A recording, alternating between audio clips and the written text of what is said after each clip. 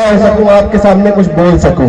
तो मैं बहुत बहुत आभारी हूँ आपका, और धन्यवाद इसलिए भी करता हूं कि आज आपने इस सभा को बहुत सफल बनाने का काम किया है, उसके लिए बहुत बहुत धन्यवाद। ये सभा वैसे तो लगाई गई थी उपचुनाव को लेकर, लेकिन मुझे लगता है कि अब ये उपचुनाव की सभा नहीं रह गई है, ये रह गई है अब आपकी आजादी की लड़ाई की सभा बन गई है, यह आपके संविधान की लड़ाई की सभा बन चुकी है, यह आपके हक और अधिकार की लड़ाई की सभा बन चुकी है।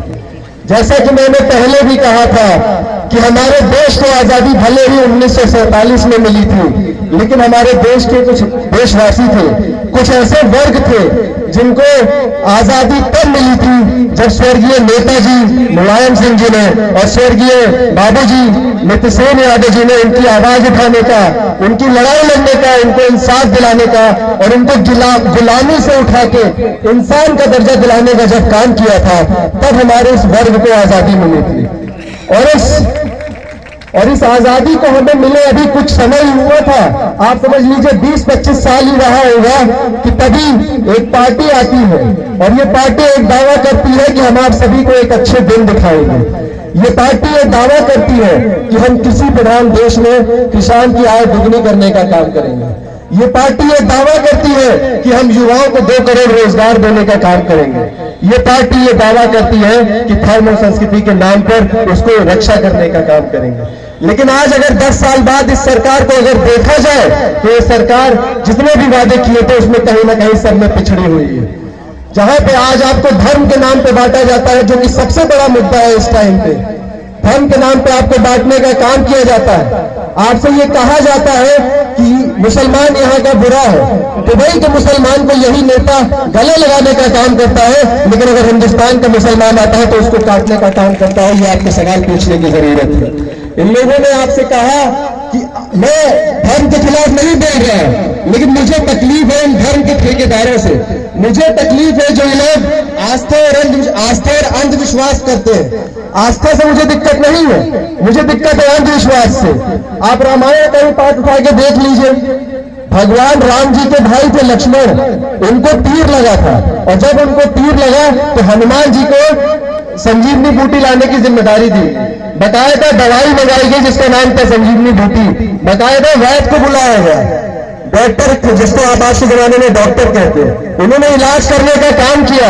और उसके बाद जब लक्ष्मण जी ठीक हो गए तो आज के जमाने में हम जब बीमार होते हैं तो कहा जाता है कि जमागम चले जाओ, हमें दिखाने के लिए क्यों नहीं कहा जाता डॉक्टर को? तो यह अंधविश्वास फैलाने का जो ये काम ये सरकार कर रही है, इसके खिलाफ आपको आवाज उठाने की जरूरत है।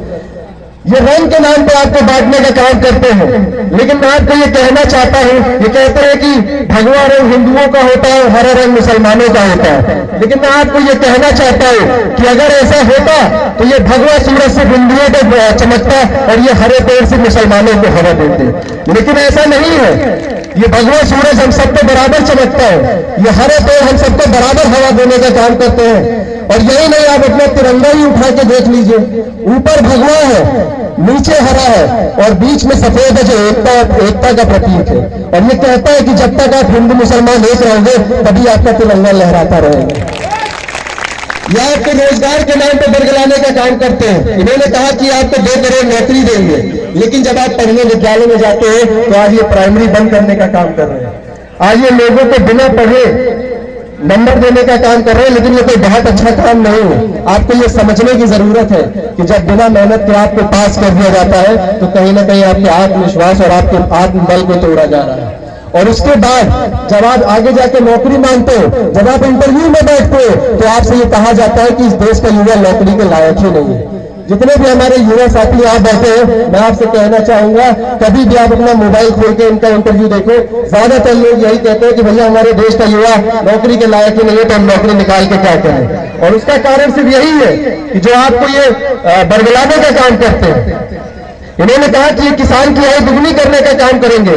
किसान की आय तो नहीं दुगनी हुई, लेकिन आज आपकी लागत 2 गुना हो गई है। आज जब आप सामान खरीदने जाते हो आपको किसान सम्मान निधि के नाम पे 500 रुपए दिए जाते हैं, लेकिन नहीं, जब आप दाई की बोरी खरीदने जाते हो तो 350 रुपए वही खत्म हो जाते हैं। आपके दाई की बोरी महंगी होती जा रही है, लेकिन उसका वजन जो है घटाया जा रहा है, लगातार घटाते चले जा रहे हैं। वो पहले 50 किलो की थी, फिर 35 किलो की हुई, फिर 40 किलो की हो गई है। तो ये सारी घटनाएं आपके सामने हो रही है। मैं आपसे अपील करता हूं कि आपको जागने की जरूरत है, अपनी आंखें खोलने की जरूरत है।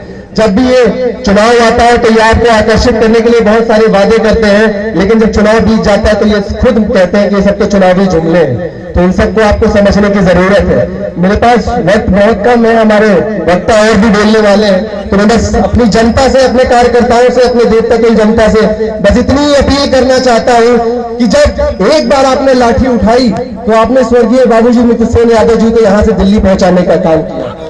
जब आपने दूसरी बार लाठी उठाई तो अपने बेटे आनंद सेन जी को विधायक बनाने का काम किया। जब आपने तीसरी बार लाठी उठाई तो अपने इस बच्चे को प्रमुख बनाने का काम किया है।